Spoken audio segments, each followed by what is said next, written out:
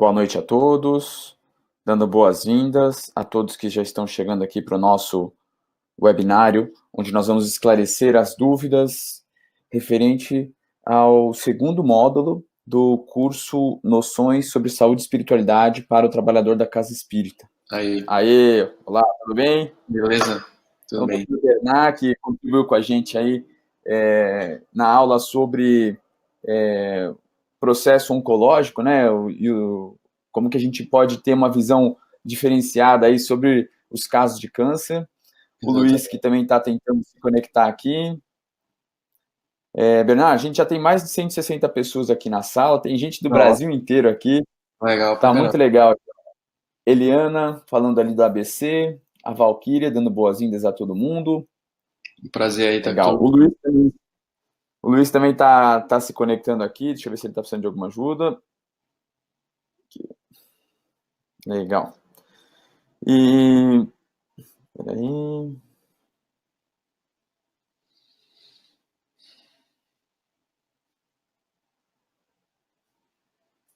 Pronto, o Rafael também, já estou ajudando ele a se conectar. Aproveitar que o pessoal está aqui, antes da gente começar a sessão de perguntas e respostas, o Luiz também está se conectando, eu gostaria de lembrar a vocês que agora, durante o mês de julho, né, teve o congresso da Associação Médico Espírita de São Paulo, onde nós celebramos aí 50 anos de existência da Associação Médico Espírita, e eu gostaria de fazer um convite a quem quiser se aprofundar um pouco mais, né, nos estudos sobre saúde e espiritualidade. Vocês estão vendo aqui agora um link na parte do chat de vocês, onde a gente tem um pacote com os vídeos do evento.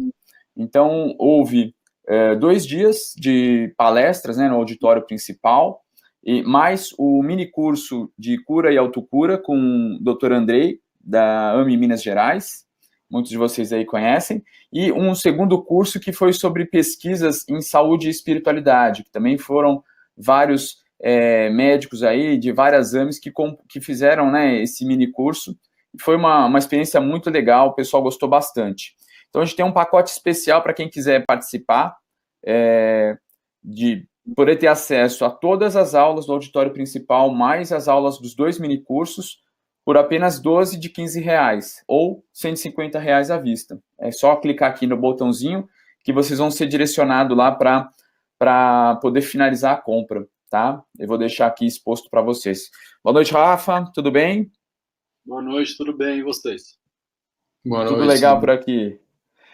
Já chegamos aqui em mais de 180 pessoas, e aí vamos começar a abrir para as principais perguntas, né? A Simone falando aqui que adorou a aula sobre câncer, legal.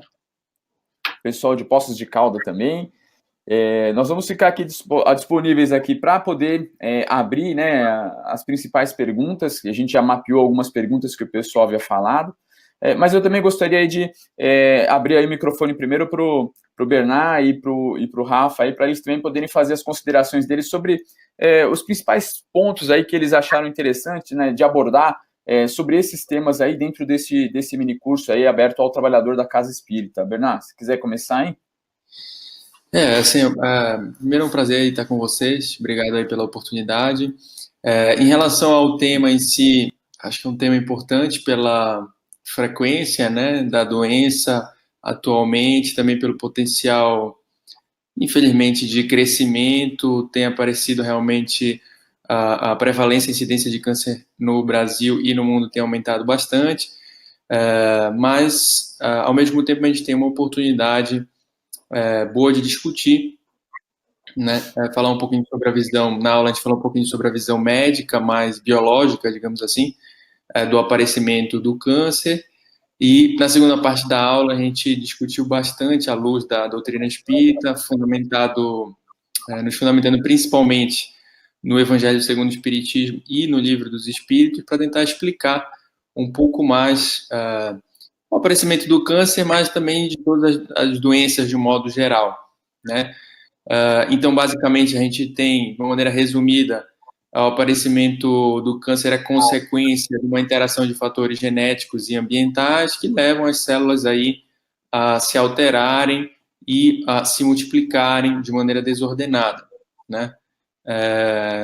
Inclusive fugindo aí dos mecanismos, digamos assim, de defesa do nosso sistema imune, e aí realmente aparecendo o câncer, né?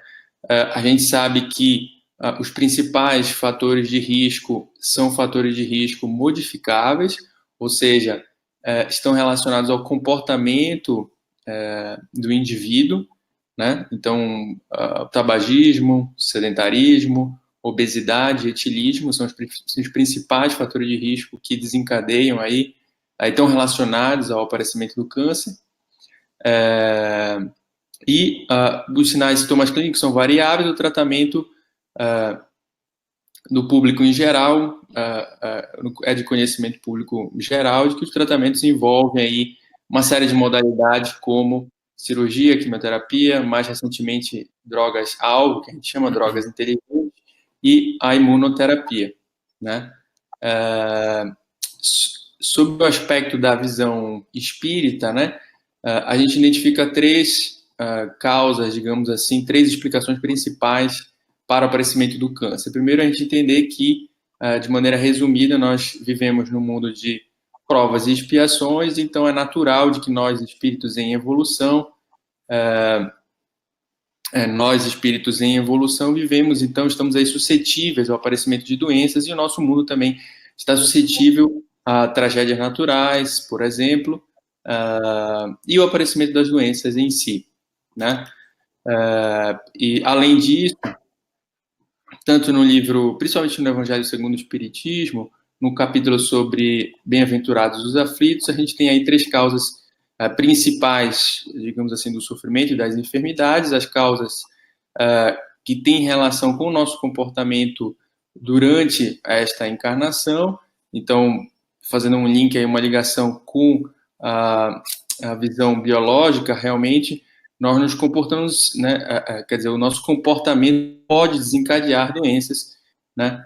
Então, tabagismo, sedentarismo, obesidade, por exemplo, né? Seria uma das principais causas aí. A gente tem as causas que têm relação com as vidas passadas, e aí seriam realmente, constituiriam uma expiação durante esta encarnação, uma prova, e as provas voluntárias também que o espírito escolhe antes de encarnar. Então, resumidamente, seriam os três principais mecanismos aí do ponto de vista espiritual para explicar o aparecimento das doenças, dentre elas o câncer. E no caso da visão espírita também o tratamento difícil, né? Mas a resignação, a fé e principalmente e também principalmente a fundamentação aí nos princípios, né, evangélicos para ultrapassar aí, conseguir suportar essa doença que é uma doença grave que traz um sofrimento importante. Acho que resumidamente é mais ou menos o que a gente discutiu aí na aula. Legal. Rafa, se você puder também fazer um breve resumo, né, sobre um tema que também foi muito discutido, né, dentro do próprio grupo lá no Facebook, que foi a questão da drogadição, né, o uso de drogas que você colocou aí. A gente sabe que o pessoal, esse é sempre um assunto que gera também muitas dúvidas com o pessoal. Se você puder dar uma visão geral aí, antes da gente começar a abrir para as perguntas, por favor. Claro, é um prazer estar aqui com vocês e uma honra poder estar falando de um tema tão complexo e tão atual como esse, porque a dependência química, o uso abusivo de drogas, tem surgido em todas as áreas do globo e com um crescimento muito importante que tem assustado os países em termos de saúde pública. Então, por exemplo, nos Estados Unidos, a dependência de opioides, de drogas que têm um perfil parecido com a da morfina, mas drogas sintéticas, tem causado muitas mortes por overdose, e é um dos responsáveis por a epidemia de suicídios que está tendo lá naquela região. Mas aqui no Brasil a gente tem a nossa questão com o crack também, e a questão da liberação da maconha, que está aumentando a dependência em algumas regiões, outros a gente tem os dados mais conflitantes nesse sentido. Mas, de uma maneira geral, é muito fácil, dentro dos critérios do DSM-5, que é o Manual Diagnóstico e Estatístico da Associação Americana de Psiquiatria, qualquer pessoa ter um problema com uma substância. Basta ela ter uma perda de controle sobre o uso, ter algum tipo de prejuízo, seja físico, psicossocial, acadêmico, em casa, e ela ter uma dificuldade de controlar a quantidade do uso, ou ficar muito tempo para se recuperar desses efeitos, e começar a ter um empobrecimento da vida em decorrente do espaço que a droga acaba tendo na vida da pessoa. Então, isso pode acontecer com crack, cocaína, mas também pode acontecer com a maconha, com o café, com a nicotina, com qualquer outra droga.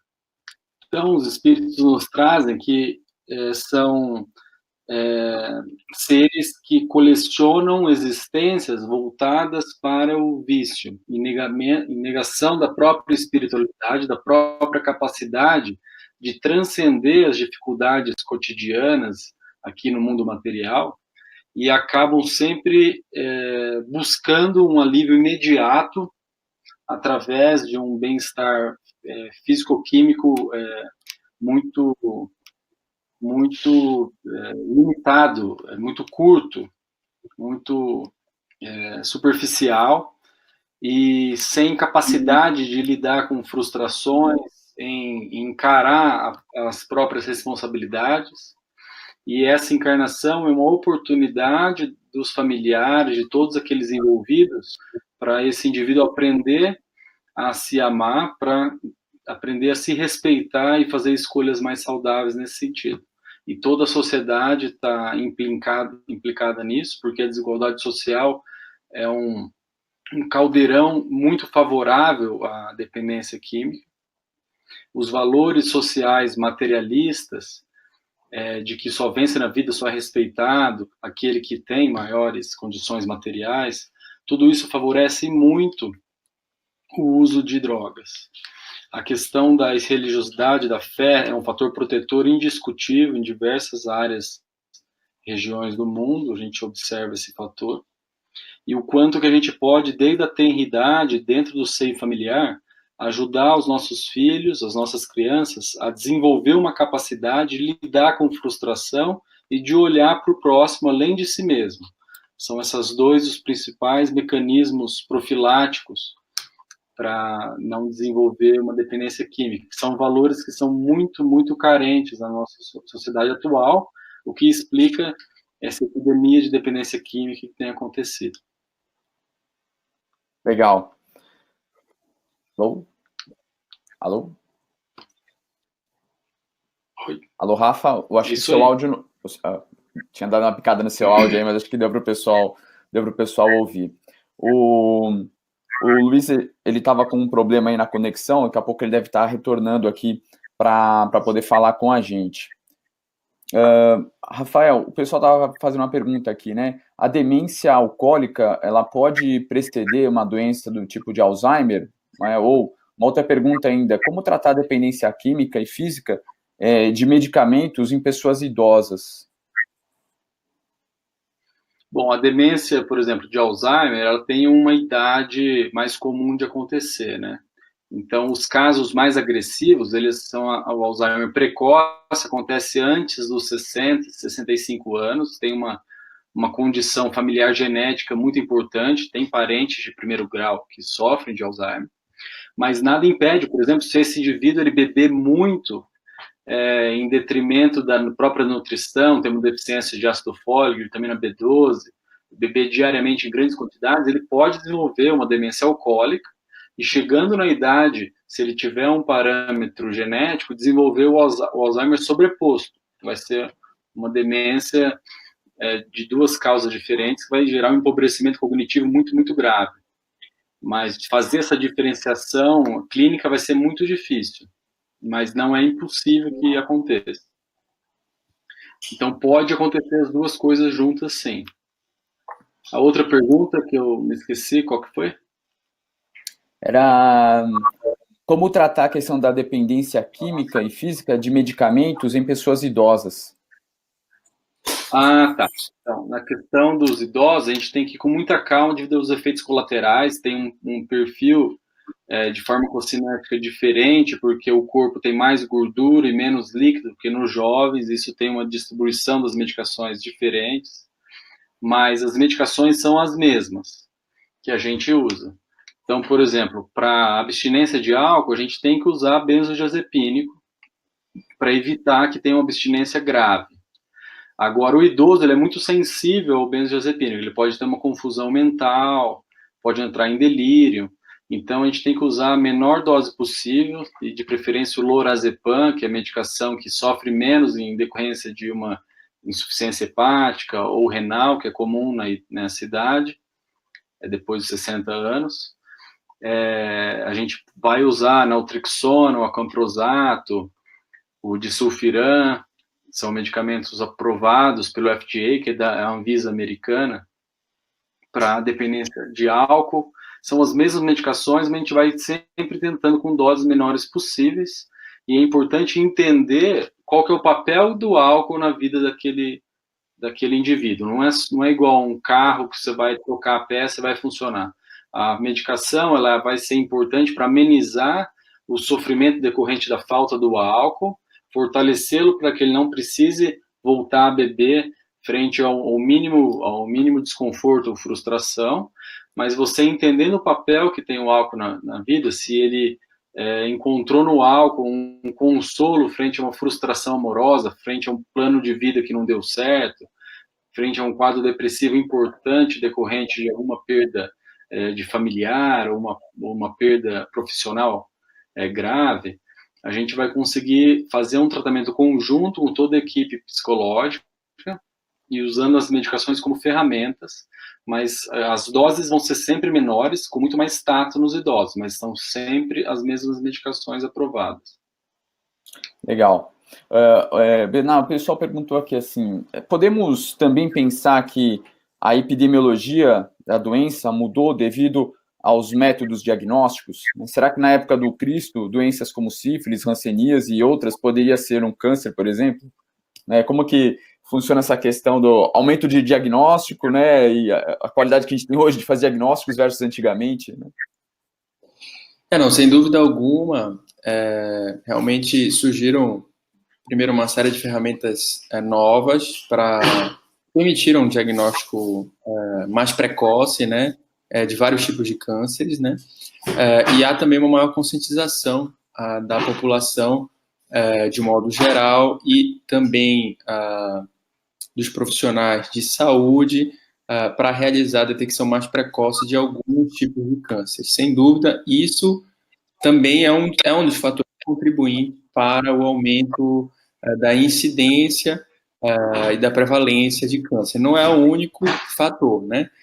O envelhecimento populacional e também o aumento da frequência de determinados fatores de risco, que antigamente não eram tão prevalentes, tudo isso em conjunto, sem dúvida alguma, é o que tem contribuído aí, determinado esse aumento da incidência, né, que a gente não tinha no passado, né? Em relação às outras doenças que foram faladas, acho que não tem uma correlação com o câncer em si, mas nesses fatores que eu falei, acho que são os principais aí para determinar esse aumento da incidência e da prevalência. É interessante, né, porque a gente falou, né, nesse módulo 2 sobre a questão da fisiopatologia, né, alguns mecanismos que podem estar atuando ou contribuindo para o processo de adoecimento, ou a visão médico-espírita que contribui para o adoecimento. E agora no módulo 3, a gente começa a falar sobre terapêuticas, né, e hoje foi ao ar, né, hoje, segunda-feira, dia 19, foi ao ar a aula do Sérgio Lopes, da Mi Pelotas, né, onde ele fala sobre a reforma íntima. E eu queria que vocês comentassem um pouco, né, porque a gente sabe que tanto num caminho quanto no outro, muitas vezes, independente da doença, a gente sabe que essa é uma terapêutica que acaba contribuindo bastante, né? Se vocês puderem comentar um pouquinho, acho que seria legal. A gente já vai fazendo um link aqui com as aulas. Acho que, sem dúvida alguma, né, você trabalhar pontos, né, digamos assim, falhas suas, né, dificuldades suas do ponto de vista moral, né, e espiritual, sem dúvida alguma, contribuem bastante para que você se equilibre emocionalmente, né? E a gente sabe, acho que nas outras aulas, talvez eu não tenha entrado tanto nesse aspecto, mas a gente sabe que há uma forte ligação entre as doenças orgânicas e desequilíbrios, né, espirituais, né? E os desequilíbrios espirituais vêm, sem dúvida alguma, fundamentados, eles são consequências, né, de falhas nossas do ponto de vista moral. E a reforma íntima nada mais é do que você trabalhar para melhorar, para você se melhorar moralmente, né? Então, você desenvolver valores e qualidades que antes você talvez não tinha, então ser mais caridoso, mais fraterno, mais tolerante com as pessoas, né? Amar o próximo, né? Desenvolver aí um sentimento de caridade, por exemplo, de ser mais indulgente com aqueles que te cercam, diminuir, ser mais tolerante, trabalhar consigo mesmo sentimentos negativos, como, por exemplo, a raiva, a irritabilidade. Então, sem dúvida alguma, a reforma íntima é uma medida, né, uma terapêutica chave aí para que você se equilibre do ponto de vista emocional. No caso do câncer, agora fazendo um link rapidamente, você se reformando intimamente, com certeza você melhora a sua capacidade de enfrentamento da doença, né? E acho que também em todas as doenças de modo geral, não só do câncer. Rafa, você gostaria? Gostaria. A reforma íntima dentro da dependência química e na saúde mental como um todo é tudo, faz total diferença, porque significa você se responsabilizar por si mesmo, se responsabilizar pelos seus próprios pensamentos, suas próprias escolhas e suas próprias ações. Então, eu lembro de um paciente meu que ele tinha acabado de ter um filho e tive uma ideia na hora de falar, toda vez que você tiver um impulso de usar cocaína, ele era dependente de cocaína, olhe para a foto do seu filho na carteira. E ele teve um sucesso no tratamento muito, muito bom. Ele conseguiu ficar abstinente um bom tempo, teve alguns lapsos, mas que não chegaram a ser recaídas, que não chegou a voltar a ser o padrão de uso anterior. Ele conseguiu se recuperar rapidamente, o que faz parte da doença. E ele fala assim, ó, o melhor remédio foi ver a foto da minha filha quando eu estava com vontade. Fez mais efeito do que o topiramato, do que o remédio para eu dormir, o remédio para diminuir minha impulsividade, minha ansiedade. Então, você entende aquilo que é mais significativo para o indivíduo e coloca aquilo como um valor supremo para ele. Isso pode ser um filho, pode ser a fé, pode ser a religião, pode ser o sofrimento que a mãe do paciente dependente químico está tendo. E quando ele se responsabiliza por isso, está aberto a fazer esse passo que é doloroso, ele consegue evoluir. É fundamental esse processo. Bernardo, tem uma pergunta aqui que eu acho que é interessante e abre também para a gente falar sobre os dois temas, né? A Miyuki fala assim, em se tratando da cura do câncer, espiritualmente falando, seria possível a todas as pessoas conseguirem a cura? Ou será que para alguns seria apenas uma oportunidade de uma reforma íntima? Mas a cura nunca seria uma possibilidade. Eu acho que até é legal para a gente comentar, né? O que é cura, né? Que tipo de conceito de cura que a gente está falando, né? Cura do corpo, cura para o espírito, né? Acho que seria legal a gente falar um pouco sobre isso. Em relação à cura do ponto de vista orgânico, né? Boa parte dos cânceres são frequentemente incuráveis, né? Então, realmente a gente não tem um tratamento. Os tratamentos são tratamentos que têm o objetivo de aumentar a sobrevida, né? Do paciente, promover qualidade de vida, aliviar sintomas, mas muitos pacientes são incuráveis. Isso tem se modificado um pouco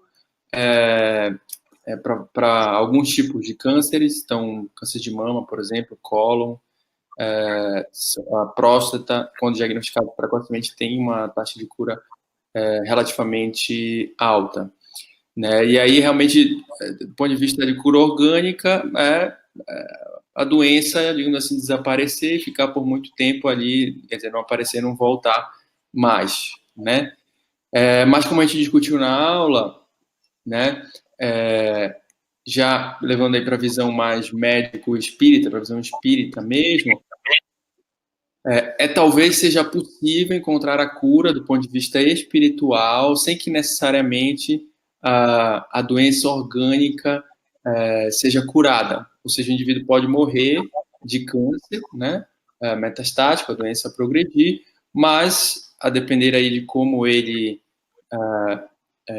levou, digamos assim, enfrentou a doença e dos ganhos que ele teve do ponto de vista espiritual, e aí, nesse caso, a doença seria um promotor aí de progresso moral, né, de progresso espiritual, talvez ele tenha realmente alcançado a cura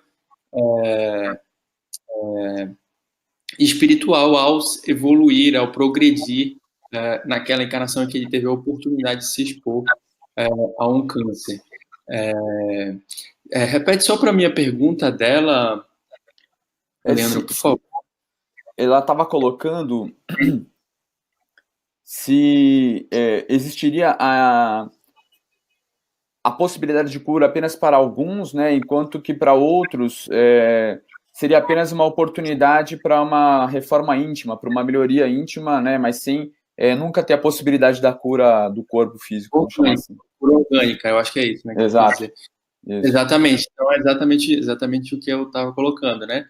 Talvez ele não tenha, o indivíduo, né, a pessoa não tenha alcançado ali a cura orgânica, mas, do ponto de vista espiritual, aproveitou a oportunidade, né, aproveitou aquele sofrimento reparador para progredir realmente do ponto de vista espiritual, e a gente pode dizer aí, entre aspas, que teve uma cura porque foi um processo que trouxe benefícios para o espírito, e aí talvez não haja mais necessidade, caso ele tenha, né, atingido ali aqueles objetivos ou que foram traçados no passado, ou que eventualmente ele acabou produzindo aí por comportamentos da vida presente, se atingiu aquele objetivo ali de desenvolver determinadas qualidades, não precisa ele se expor novamente a outras encarnações a um processo de adoecimento como esse. Legal. Rafa, acho que eu ia aproveitar aí algumas outras perguntas aí que margeiam aí o tema que você falou sobre drogas, mas eu acho que, aproveitando a sua experiência como psiquiatra, né, e a gente viu que tem várias perguntas, se você talvez pudesse contribuir também. Tem duas perguntas aqui que eu acho que são legais. Uma é, qual orientação que vocês poderiam nos dar para ajudar as crianças que já declaram o desejo de praticar suicídio? E uma outra que se refere à depressão, se a depressão é uma doença da alma, né? E como que os agentes externos ao indivíduo vêm com agentes externos o indivíduo vem a desencadear os sintomas. Gostaria de um esclarecimento melhor. Eu acho que poderia falar sobre depressão, né? O que é uma doença da alma, tem parte orgânica, acho que faz essa distinção, acho que ajudaria o pessoal a ter uma visão um pouco melhor sobre a doença. E a outra sobre a questão do suicídio. Tá. Primeiramente, se uma criança está manifestando um desejo ou falas em relação ao suicídio, é obrigatório que ela seja avaliada por um profissional da área de saúde mental infantil. Então, ela tem que passar com um bom psicólogo da infância e da adolescência para entender o que está acontecendo, o significado daquilo. Se é porque está um ambiente familiar muito conturbado, ou se a criança de fato está com uma doença psiquiátrica, está desenvolvendo um transtorno bipolar da infância, que é raro, mas pode acontecer, um toque na infância, que é menos raro, mas pode acontecer, ou até uma esquizofrenia de início precoce na infância, que tudo isso cursa com o risco de suicídio. A gente precisa entender o que está acontecendo. Não dá para entrar no ouvido e sair pelo outro, rezar e esperar que vai passar. A gente tem nossa responsabilidade de correr atrás e ver tudo que a ciência nos possibilita de auxílio.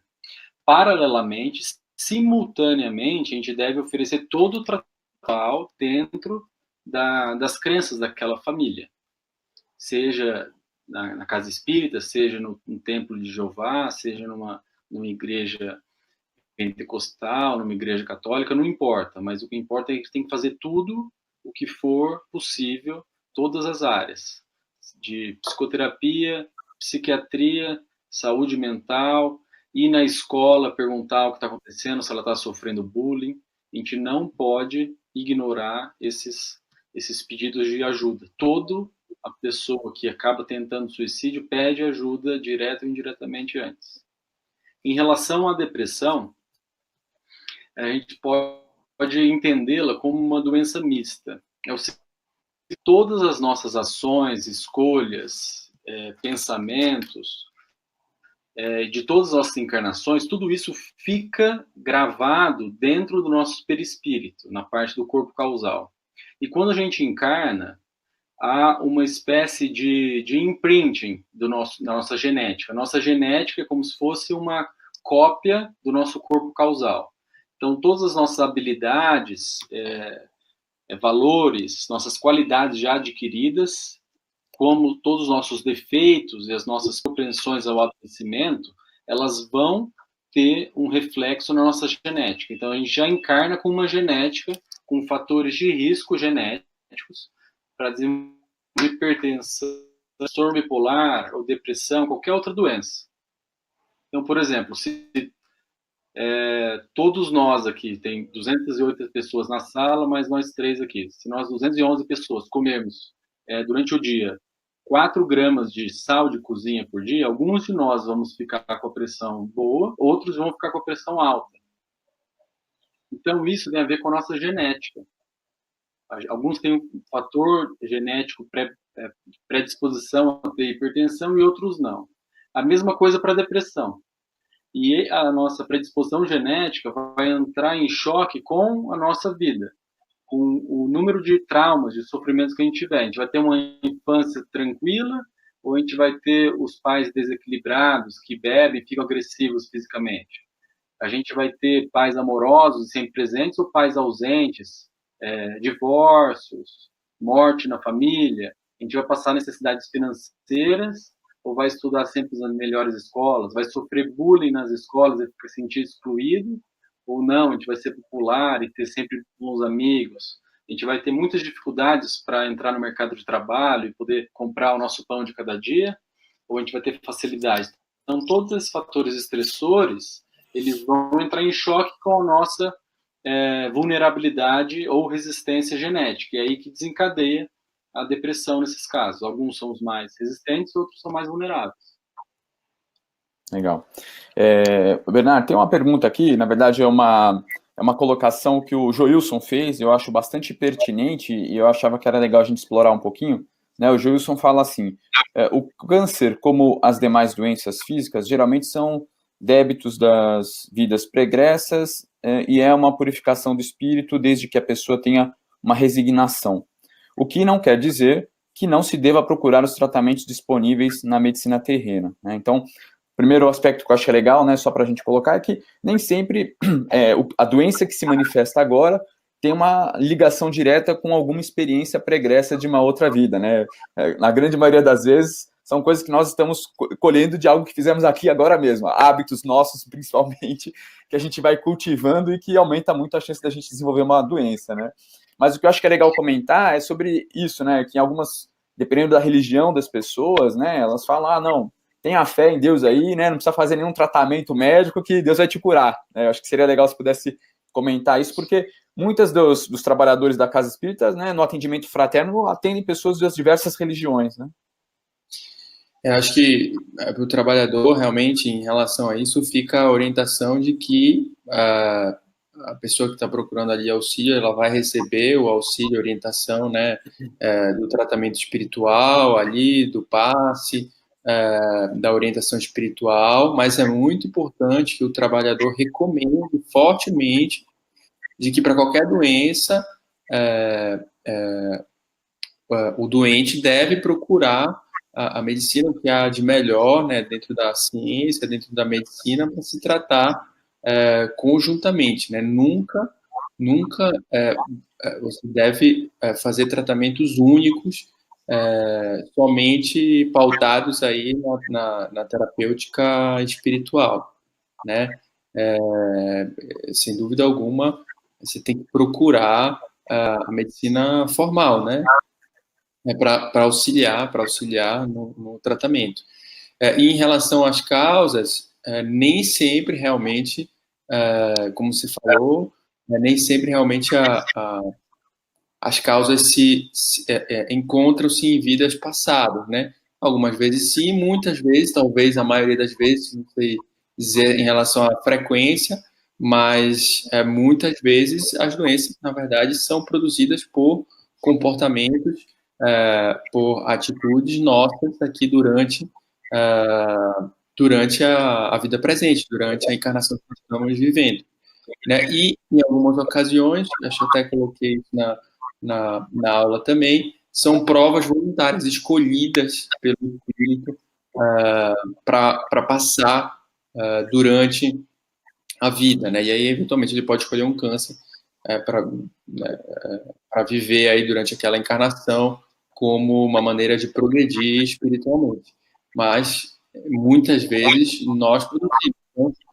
Então, o nosso sedentarismo, o tabagismo, o etilismo,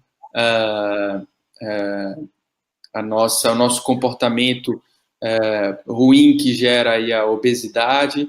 Então, são todos fatores de riscos reconhecidamente, né, reconhecidos pela medicina como os principais aí, responsáveis pela grande maioria, uma parcela considerável, na verdade, dos cânceres, né? Legal. Rafa, tem algumas perguntas aqui falando muito sobre a questão da oportunidade de aprendizado para a família, né, diante de uma situação, seja da drogadição, seja do câncer, né, o quanto que é uma oportunidade para a família refletir, né, para se unir, para se reconectar com a espiritualidade. E tem algumas perguntas aqui falando sobre que tipo de orientação você poderia dar para os familiares dos dependentes químicos sobre a ótica da doutrina espírita? Então, a orientação que a gente recebeu dos mentores da São Paulo é que é uma oportunidade de desenvolvimento do amor incondicional. Então, a questão de nunca desistir de ajudar esse familiar deve ser o norte, o mantra desses familiares. Porém, é um equilíbrio muito tênue e complexo essa questão, para não cair no que a gente chama de codependência, que é aquela história assim, se eu não der o dinheiro para o meu filho ir na boca de fumo comprar droga, ele vai sair, assaltar alguém, vai acabar sendo preso ou machucar alguém. E aí os familiares acabam financiando esse uso da droga. E por mais que falem assim que é errado, que eles não concordam com o uso da droga, se o comportamento fizer o contrário, ou seja, eu te dou casa, comida, roupa lavada e dinheiro para você continuar usando a droga do jeito que está usando, no fundo, eu estou dizendo, pode continuar fazendo do jeito que você está fazendo, continuar o suicídio em parcelas, que é a dependência química, que eu, seu pai ou sua mãe, eu vou estar do seu lado, te ajudando para você continuar nessa carreira, continuar nisso. Então, o que a gente quer dizer é que é uma ajuda sempre condicionada. Assim, eu nunca vou deixar de oferecer ajuda a você, meu filho. Mas desde que você aceite se tratar. Desde que você aceite fazer algo a respeito contra essa doença, eu vou estar sempre aqui. O que eu não admito fazer é ajudá-lo a se afundar nas drogas, pagar para que você use as drogas. Infelizmente, o livre-arbítrio é de cada um de nós, e a um determinado ponto, esse familiar vai ter que responder pelas suas próprias escolhas. Mas a gente sempre deve estar com a mão estendida, porque uma hora ou outra vai cair a ficha, o fundo do poço chega. Seja numa prisão, seja num acidente de carro, num emprego, seja numa overdose que vai para pronto-socorro. Ou até mesmo esse fundo do poço pode ser na erraticidade depois do desencarne. mas é só quando chega nesse fundo do poço que as memórias do amor que ele tiver tido pelos seus familiares, principalmente pela mãe, que vai ser o único porto seguro que ele vai ter para se reconstruir. Então, é uma ajuda contínua, mas sempre condicionada ao familiar fazer algo a respeito em relação à melhora. Então, nunca dar dinheiro, nunca financiar o uso, mas nunca deixar de oferecer ajuda, desde que ele esteja disposto a fazer algo a respeito em relação a isso. Então, não é acorrentar para começar a tremer e ter convulsão por abstinência de álcool em casa acorrentado. Não, tem que ir para um pronto-socorro com um psiquiatra para tratar a síndrome de abstinência alcoólica. Mas é sempre oferecer a ajuda do tratamento e nunca desistir disso, mas não financiar o uso da droga pelo familiar. Legal. Tem uma pergunta aqui que o Alan fez sobre a aula do Rodrigo, né, de doença como caminho da cura. E foi comentado sobre a relação, né, de causa e efeito, e ele está falando se poderia explicar o que ele quis dizer com a drenagem perispiritual. Na verdade, o que o Rodrigo quis dizer ali, a gente pode pensar que os nossos pensamentos, né, e as nossas vibrações, elas podem promover certos desequilíbrios no nosso perispírito. E muitas vezes, né, esse desequilíbrio perispiritual, que também pode ter acontecido por uma série de experiências passadas que nós já tivemos, né, que criam-se como se fossem núcleos energéticos nesse nosso perispírito, que pode influenciar na coordenação do nosso corpo físico. Então, vamos pensar que é sempre do energético para o material que as coisas acontecem. Então, esse processo de drenagem perispiritual que o Rodrigo se referia, na verdade, é que muitas vezes o processo de adoecimento, né, ele pode ajudar na reorganização desse perispírito. Da mesma forma que o trabalho no bem, a caridade, a renovação de pensamentos, tudo isso também ajuda nessa reorganização perispiritual. Então, esse termo de drenagem perispiritual, na verdade, é sobre esse fluxo de elaboração material que acontece por parte do perispírito, né, essa drenagem perispiritual na formação do corpo físico, mas que também pode acontecer para o processo de reorganização perispiritual e, consequentemente, uma reorganização do corpo físico, tá? Tinha uma outra dúvida aqui também, que eram sobre aulas de outras pessoas que não estão aqui hoje com a gente. Infelizmente, nem todo mundo conseguiu vir.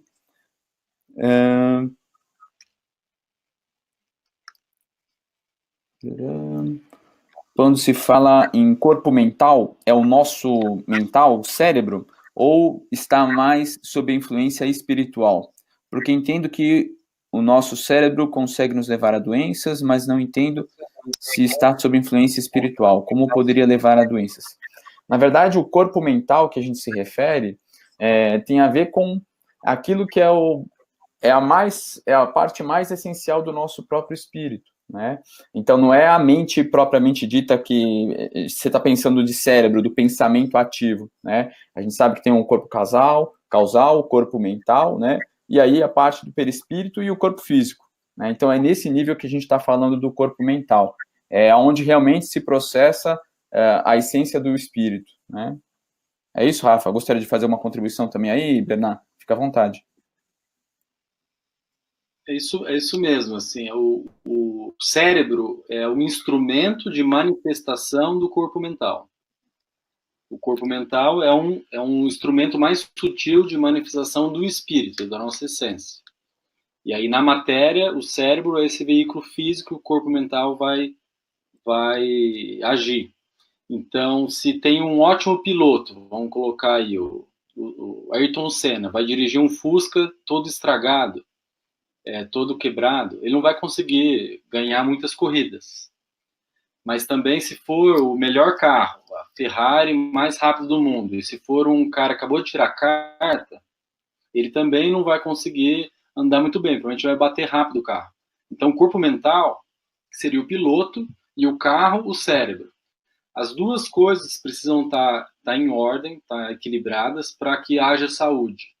E quanto mais depurado for o corpo mental, mais feita a reforma íntima, mais evoluído for esse espírito, mais isso vai cascatear a saúde e a harmonia cerebral. E quanto mais a gente cuidar da nossa parte orgânica, mais o nosso corpo mental vai tá bem à disposição e vai ter esse feedback de poder produzir, sentir produtivo e útil dentro aqui da matéria, enquanto encarnados. Legal. A Elisete está falando assim, no atendimento fraterno, como não somatizar as situações? Eu acho que talvez ela esteja querendo dizer aqui até que ponto, né, ou como não se envolver no processo ali daquela abordagem com a pessoa que está sendo atendida ali no atendimento fraterno.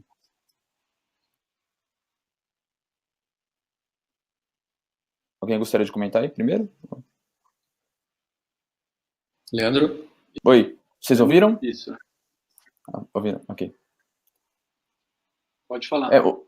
O que eu acho que é interessante, né, dentro dessa visão do atendimento fraterno, primeiro, é a gente ter aquela barreira imaginária que existe ali, de que eu não posso percorrer o caminho pelo outro, né, eu não posso querer assumir a responsabilidade de caminhar o caminho que é daquela outra pessoa, né, o papel de quem está ali num atendimento fraterno, óbvio, né, eu dispor do amor, da compreensão, né, do acolhimento, mas é de uma orientação, né, de uma sugestão. A gente não pode querer assumir a responsabilidade, né, do que a outra pessoa tem que fazer, né, porque senão eu começo a querer transferir até a responsabilidade, como o próprio Rafa falou aqui, sobre, no caso da drogadição, né, uma codependência. Eu vou estar financiando lá a droga do meu filho, porque assim ele não vai estar né, se arriscando aí fora para usar droga. Não, eu vou agir com acolhimento, com amor, mas no sentido de orientar apenas, né? Eu não posso querer assumir algo que não é meu, né?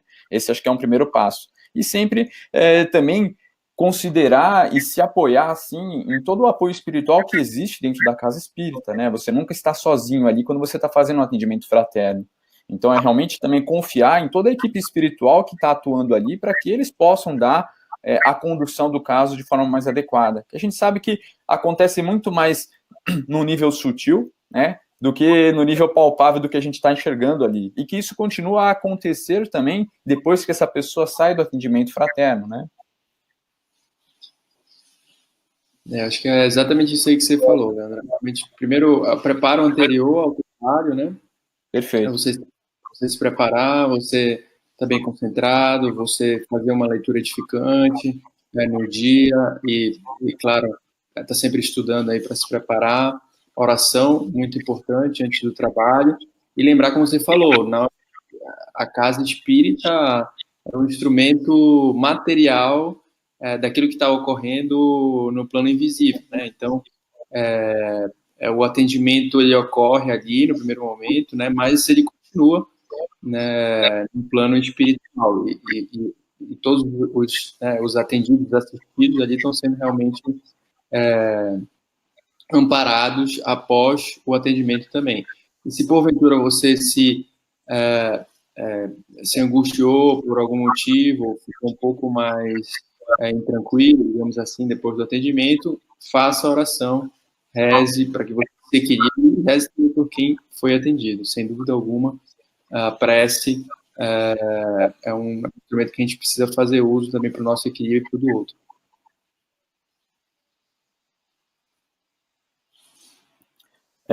Rafa, tem uma pergunta aqui que estava direcionada para o Luiz, mas talvez você pudesse ajudar a gente. O Luiz acabou falando sobre processos obsessivos, né? E tem uma pergunta falando sobre, nos casos de TDAH, a hiperatividade, né, tão frequentemente aí observada nas crianças atualmente, ela pode ser provocada ou influenciada também por um processo obsessivo. E paralelamente a isso aqui, que acho que está tudo dentro de um pacote aqui, né? Se a ansiedade, o pensamento acelerado tem a ver com obsessão? Então, quadros obsessivos podem amplificar qualquer estado mental humano, seja um estado saudável, a gente está em sintonia mediúnica com os mentores, espíritos evoluídos, quanto um estado patológico. Então, com certeza pode amplificar isso, pode deixar a criança ou adolescente ainda mais inquieta, mais disperso, menos afim de se concentrar em algo por longos períodos e tudo mais. Mas, na minha opinião, não seria um fator único causal, não seria a causa disso. O obsessor pode entrar em conjunto com vários seres encarnados e cada um ficar de um jeito diferente. Um pode ficar deprimido, o outro pode ficar muito irritado e agressivo, o outro pode ficar muito absorto e requieto. Então, cada um vai agir de acordo com as suas vulnerabilidades, de acordo com os seus fatores de risco de adoecimento. A corda sempre vai arrebentar para o lado mais fraco. Então, se a minha tendência é deprimir, eu vou deprimir. Se a minha tendência é ter um surto de mania, de ficar muito irritado, agressivo, acelerado, eu vou ter um surto de mania. Posso até psicotizar, depende de cada um. Então, a gente tem que tratar a pessoa, ao mesmo tempo que a gente trata a parte espiritual, através da reforma íntima e orientação desses espíritos obsessores para diminuir essa influência. Não acho que alguém que fecha critério totalmente para um TDAH, lá desde o antes dos 7 anos, que é o critério mais formal, você só afastando obsessores vai corrigir totalmente isso. Vai ajudar bastante a pessoa a ficar menos inquieta e ter maior capacidade de concentração. Mas se ela tiver mesmo esse diagnóstico, é necessário que ela faça o tratamento. Legal. Nós já estamos chegando aqui ao final do nosso webinário aqui para tirar as principais dúvidas aí desse segundo módulo. Queria agradecer muito a participação, a contribuição de vocês dois, do Bernardo e do Rafael, e eu queria que vocês fizessem as considerações finais aí de cada um para a gente concluir. Primeiro, agradecer a oportunidade, agradecer a todos aí que compareceram, as perguntas que foram trazidas, agradecer a vocês aí também pela presença, Rafael, Leandro, pelo convite também. E aí, realmente, para fechar, eu acho que é entender realmente que as doenças, de modo geral, elas podem ter origem aqui na nossa vida presente, realmente, né? Podem ser consequências dos nossos próprios comportamentos, na maioria das vezes são.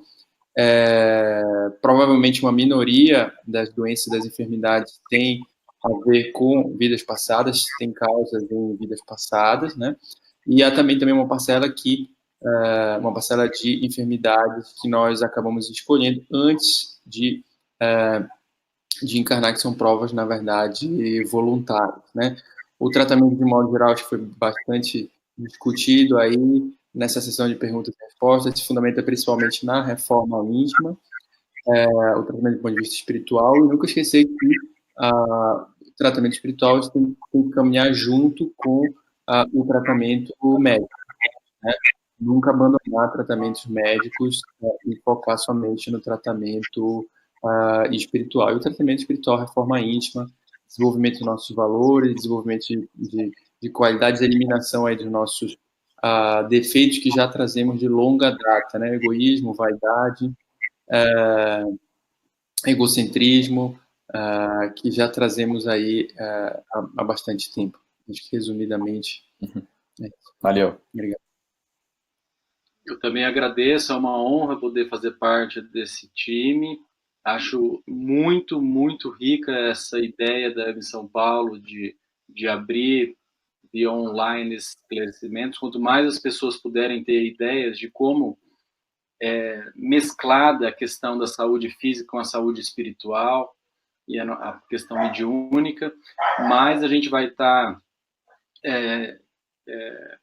mais capazes estaremos de nos fortalecermos em nossa saúde, ajudarmos as pessoas às nossas voltas, nós como os médicos, vocês como familiares e amigos, e atuar principalmente entre dois fatores principais de profilaxia, de prevenção da dependência química, que é ensinar através do nosso exemplo, olhar ao próximo, altruísmo, não ter exemplos dentro de casa de pessoas que olham só para o próprio umbigo, o que a gente faz fala muito mais alto do que a gente faz, e estimular a tolerância à frustração. Então, a criança e o adolescente que crescem sem aprender a tolerar frustrações é um caldeirão propício para a dependência química. E isso é uma qualidade espiritual que nós, como pais e familiares, devemos ensinar pelo exemplo. Legal. Bom, queria agradecer a presença de todos vocês que ficaram com a gente até agora aqui nessa troca de ideias aqui, esclarecimentos. A gente aprende muito com as reflexões que vocês colocam para nós e lembrando que hoje nós começamos a primeira aula do terceiro módulo com o Dr. Sérgio Lopes, falando sobre reforma íntima, é uma aula fantástica aí que ele trouxe para nós. E também lembrar sobre a oportunidade de quem quiser se aprofundar mais sobre os temas de saúde e espiritualidade, né? Houve o evento de 50 anos da Missão Paulo, dia 18 e 19 de agosto, e os vídeos podem ser adquiridos dos 2 dias do Auditório Central, mais o minicurso que o Andrei Moreira deu, né, o Dr. Andrei, da Minas Gerais, sobre cura e autocura, e também o minicurso sobre pesquisas em saúde e espiritualidade, né, que estão fantásticos esses 2 minicursos. Você pode parcelar isso, todo esse pacote, por 12 parcelas de R$15, então é uma coisa que dá para a gente, né, fazer aí uma coxinha a menos que a gente come por semana, e já paga esse vídeo, e vocês vão ter a possibilidade de se aprofundar muito mais ainda nesses temas que a gente está falando aqui hoje, tá bom? Uma boa noite a todos, agradeço a participação de vocês, e até o nosso próximo webinário ao vivo aí. Tchau, tchau. Valeu, obrigado. Tchau, gente, um abraço.